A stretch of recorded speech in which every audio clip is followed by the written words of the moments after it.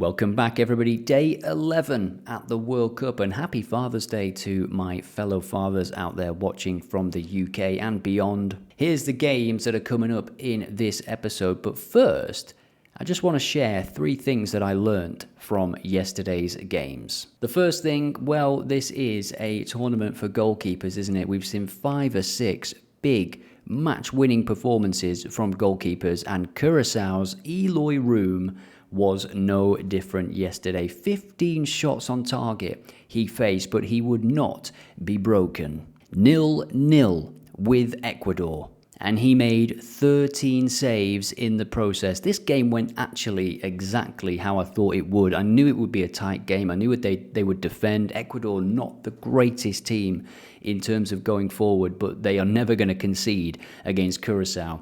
I did predict 2-0. I thought they would eventually get the breakthrough, but not to be. Fantastic first World Cup point for Curaçao. Well done. The second thing that I noticed from yesterday is, my word, Brian Brobby has arrived at the World Cup. What a performance from him for the Netherlands. Yes, players like Gakpo are the stars, Van Dijk, De Jong for the Netherlands, but Brobby, someone like Brobby, is so important to have in your team, and he showed exactly why yesterday. Just getting those little important touches, getting his body in front of the defender, winning the ball, and then getting himself in the box, by the way. Fantastic centre-forward play. Such a good traditional number 9. He was involved in everything that was great about the Netherlands yesterday as they demolished Sweden 5-1. And I think he will be the number 9 in the team going forward, no question. What a performance. And the third thing that I noticed relates to the referees. I was watching the Ecuador game, and there was a few fouls that were not given. Fouls that, as a Premier League viewer, you were expecting the referee to blow straight away, but he's just waving the player up, saying, get on with it, that was nothing, get on with it, you're absolutely fine. It's good to see, but it's a bit jarring, so I put this table together. This is a brand new page on the World Cup Hub. It is for the referees. It ranks them by any of the metrics you want to select. The default one we can see here, which is the one that I was most interested in and why I created the table, is fouls per game. But we can just see the sort of range here. Adam Mohamed Tamar with just 11 fouls in his first game, and there's quite a few referees that gave less than 20 fouls. And on the other end of the scale, there is one crazy game here. Mustafa Gorbal, 44 fouls, 4 yellow cards in his one game. And the game in question there is the Scotland-Haiti game. That was the game that had 44 fouls.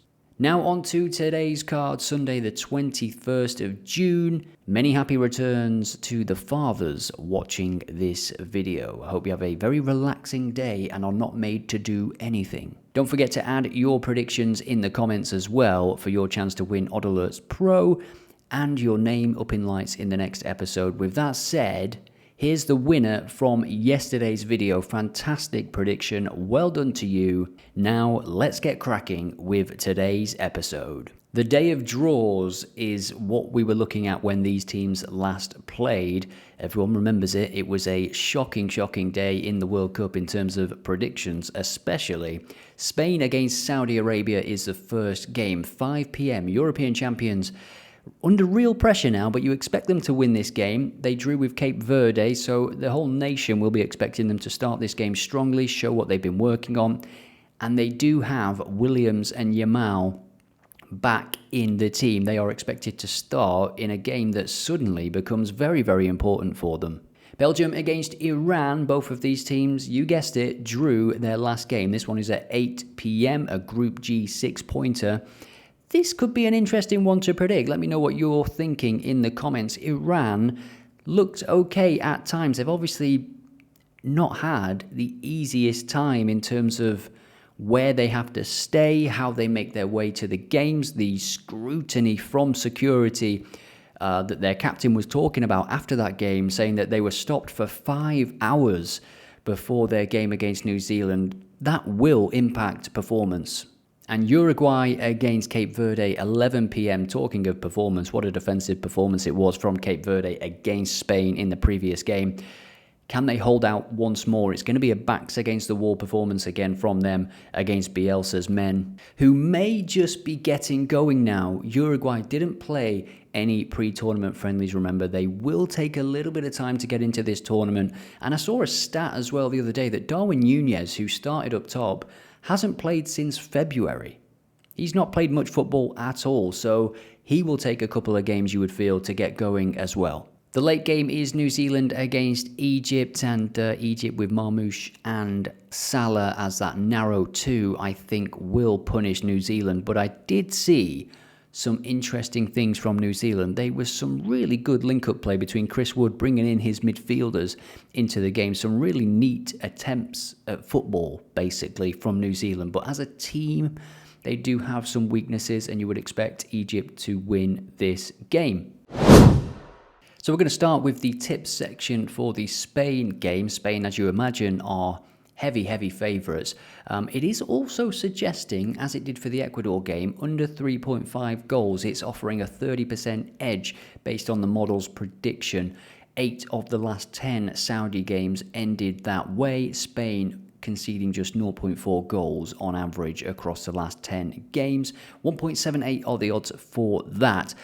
I'm not so sure about that one. I think Spain will win this game, and I think they might be playing with a little bit of ferocity given the performance in that opening game. They will want to prove a point. They will have seen big performances from Germany, from Netherlands yesterday, 4 goals scored from England. They will want to show that they too have arrived at the World Cup, and they have. As I mentioned in the intro, Lamine Yamal and Nico Williams back on the pitch. So in the previous game for Saudi Arabia, they were on the back foot pretty much all of the game. They didn't create much from open play at all, if we're being honest, and you can see the shots being peppered in, especially in the second half for Uruguay. I would expect Spain to win this game quite comfortably, but it might take them a while to get going. Maybe they win this game 2 or 3-0.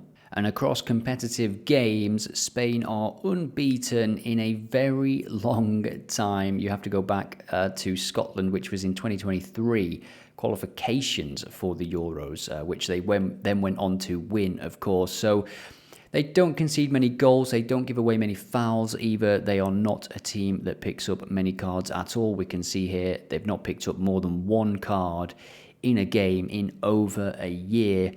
Very well disciplined. That's because they keep the ball so well. It's hard to commit a foul when you have the ball. And the odds are heavily stacked in their favour. 1.12 for this one. Let's take a quick look at some player data before making some predictions.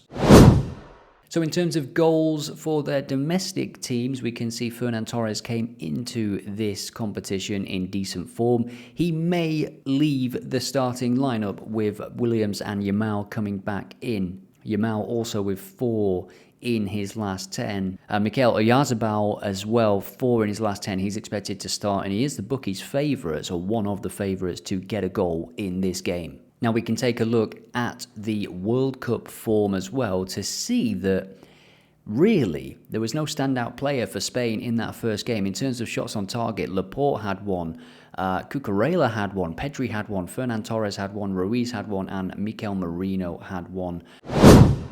So my first selection for this Sunday of games is Saudi Arabia to get the most cards. We saw how well disciplined Spain are, how well they can keep the ball and frustrate the opponents, make them do all of the work. And Lamine Yamal on his first World Cup start to get a goal or an assist in this one. And my scoreline prediction for this game is 3-0 to Spain. Let me know what you're on in the comments. I cannot wait to read your comments. So Belgium-Iran, this is the first ever meeting between the nations. Iran came from behind twice to get a draw against New Zealand. This is in LA again, and of course they're based in Mexico, so that just, means that they do have to travel a little bit further than most teams, and their captain in the previous game said that they were stopped for 5 hours on their way there. I can't say if that's going to happen again, but if it does, that is pretty detrimental to a way that you plan for a football match if you're being stopped and detained and searched for 5 hours. Of course, we've seen clips of other teams being searched. I've seen a video of De Bruyne actually being searched, and he's having a little bit of a giggle, sure. But for Iran, it probably feels a little bit different, doesn't it? For obvious reasons. Iran to win this game is 8, with some bookmakers as high as 8.5. Belgium are the firm favourites, but do you trust them after the previous performance? Now, many of you in the comments appreciated the football form guide that we showed for Japan, so we're going to do it again for Belgium here, and we can see we're looking at the last 10 games played. Belgium are unbeaten in those games. They rank 9th across all World Cup teams for points per game, 2.2 per game, pretty solid. In terms of goals scored, 33 across that 10-match period. That puts them 4th. In terms of scoring 4 or more, they've done that in 50% of those games. That puts them 2nd. In terms of XG4 per 90, 2.6 per game. That puts them 6th. They have had more XG than their opponents in 9 of their 10 games, and you would expect it to continue in this one. BTTS or over 2.5 goals has landed in 9 of their last 10 games. They've conceded first in just 1 of their 10 games. And likewise, they have failed to score in just 1 of those 10 games. This is an interesting angle as well. They've been winning at half-time in 6 of the 10 games. Will they make a strong start in this one? And just finally, there's a lot of metrics to dig your teeth into here, but we have total second half goals, 25, and then second half goals scored, 21. So they are a very, very good second half team. 21 of the 25 goals have been scored by Belgium, and that puts them 2nd for second half goals scored. So big game for Belgium, big game for both of these teams. Can they do it? Here's what I'm going to go for. Over 1 goal in the second half. Maybe Iran make a late push for the winner. Belgium maybe get 2 or 3 and announce themselves at the competition, just like the Netherlands did yesterday after a slow start to the competition. And both teams to receive a card in this fixture. Let me know what you would change, what you would add to this, and what you're on for this game in the comments for your chance to win and your name up in lights in the next episode. Now then, Uruguay are as high as 1.51 to beat Cape Verde, who, population of less than 500,000 people, recorded a 0-0 draw with Spain in the opening game. Can they emulate and replicate those heroics? We'll take a look at the player data from that first game to see that there was plenty of shots for Uruguay against Saudi Arabia. Barbosa with 5. Darwin Núñez only had 1. And as I mentioned in the intro, that was his first game since February. So it is quite likely that he will take a couple of games to get going. The same goes for Uruguay in general, who played no warm-up games to this tournament. Will Uruguay get their first win, or will they follow in the footsteps of fellow South Americans Ecuador, who could only manage a draw against Curacao yesterday? It's a similar kind of game, isn't it? But I do believe Uruguay have a little bit more cutting edge in the final third. And I know this sounds bizarre, but given that Cape Verde play Saudi Arabia in the final game, could Cape Verde have one eye on that final game, that final winnable game, to take them through to the knockouts potentially? They've already got 1 point. So my prediction for this one is as followed. Uruguay to score a goal in the second half against Cape Verde as they eventually break them down. It's a similar sort of thing that I thought was going to happen in that Ecuador game, but Ecuador did not get that goal. They couldn't get the goal given the performance of the keeper. 15 saves, was it? Incredible stuff. And Federico Valverde to have a shot on target. He had 2 in the opening game, and he's going to be playing more centrally now as well. So plenty of opportunities for him to unleash, and he is probably, I think, their best player. And with Bentancur and Agate sitting, he is the one that pushes on a little bit more, and both teams not to score in this game. My score prediction for this one is 2-0 to Uruguay. And I just realised I didn't give a score prediction, I don't think, for the Belgium game. So my score prediction is 3-0 to Belgium. And for the 2 a.m. game, we're going to go straight to my prediction. We have New Zealand against Egypt, of course. I was impressed with New Zealand in the first game, and I was very close to going with BTTS for this game. But given that, I'm going to go with over 2.5 goals because I do think we'll see a winner in this game. It is worth it. You've got to chase those points now. And Egypt had 7 corners against Belgium in that first game, given the way they want to play, get the ball to Marmoush and Salah as quickly as possible and go from there, try and bring in the midfielders to the game. New Zealand play a little bit differently, like to play through the middle, short passes. Not quite sure how well that will work against this Egypt team, but Egypt to have the most corners. Incidentally, New Zealand just had 1 corner in the whole game against Iran. And my score prediction for this one is 3-1 to Egypt. I am going to give a goal to New Zealand. I think they do show some good stuff, and Chris Wood, if he gets a chance, has shown that he's a very capable finisher, and he's also been playing very well in that first game, bringing others into the game. So 3-1 my prediction, and this is of course my selection for the game. Let me know what you're on in the comments for your chance to win OddAlerts Pro and your name up in lights in the next episode.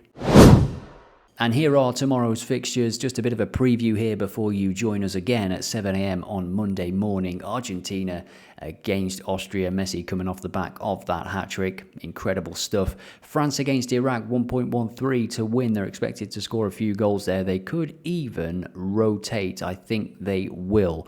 So that is one to look out for and what we will feature in tomorrow's episode. Who could be coming into that team for a shot on target, a goal or an assist, because they are expected to score plenty of goals in that game. Norway, they've already scored plenty of goals. Haaland got a couple, and they face Senegal in what could be a very, very fun game indeed. And then Jordan, Algeria, maybe not as fun, but Algeria need something from that game after their opening day defeat to Lionel Messi.